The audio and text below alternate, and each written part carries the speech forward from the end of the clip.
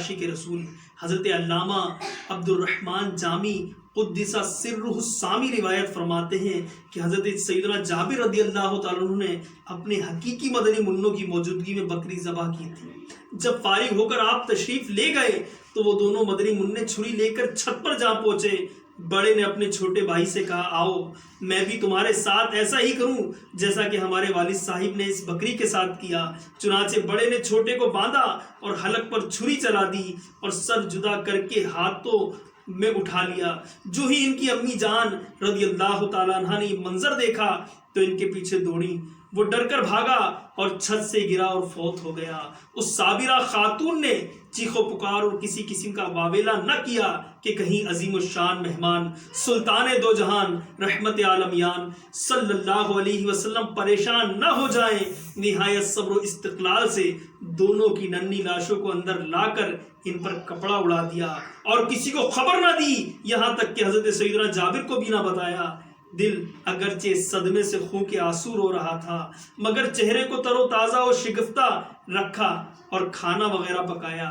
سرکار صلی اللہ علیہ وسلم تشریف لائے اور کھانا آپ صلی اللہ علیہ وسلم کے آگے رکھا گیا۔ اسی وقت جبریل امین علیہ السلام نے حاضر ہو کر عرض کیا یا رسول اللہ صلی اللہ علیہ وسلم، اللہ تعالیٰ فرماتا ہے کہ جابر سے فرماؤ اپنے فرزندوں کو لائے تاکہ وہ آپ صلی اللہ علیہ وسلم کے ساتھ کھانا کھانے کا شرف حاصل کر لیں۔ سرکار علی وقار صلی اللہ علیہ وسلم نے حضرت سیدنا جابر رضی اللہ عنہ سے فرمایا اپنے فرزندوں کو لاؤ۔ وہ باہر آئے اور زوجہ سے پوچھا فرزند کہاں ہیں؟ اس نے کہا کہ حضور سید عالم صلی اللہ علیہ وسلم کی خدمت میں عرض کیجئے کہ وہ موجود نہیں۔ سرکار نامدار صلی اللہ علیہ وسلم نے فرمایا اللہ تعالیٰ کا فرمان آیا ہے کہ ان کو جلدی بلاؤ۔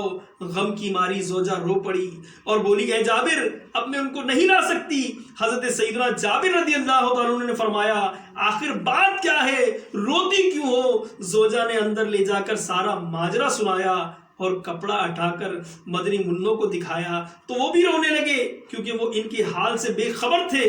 پس سیدنا جابر رضی اللہ تعالیٰ عنہ نے دونوں کی ننھی لاشوں کو لا کر حضور سید عالم صلی اللہ علیہ وسلم کے قدموں میں رکھ دیا۔ اس وقت گھر سے رونے کی آوازیں آنے لگی۔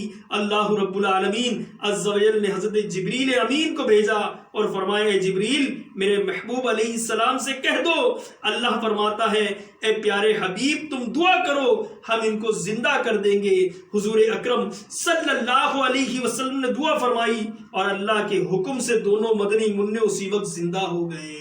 اللہ عز و جل کی ان پر رحمت ہو اور ان کے صدقے ہماری مغفرت ہو۔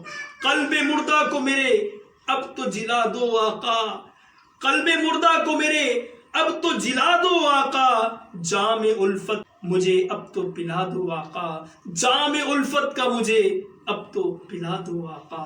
صلو علی الحبیب صلی اللہ تعالی علی محمد۔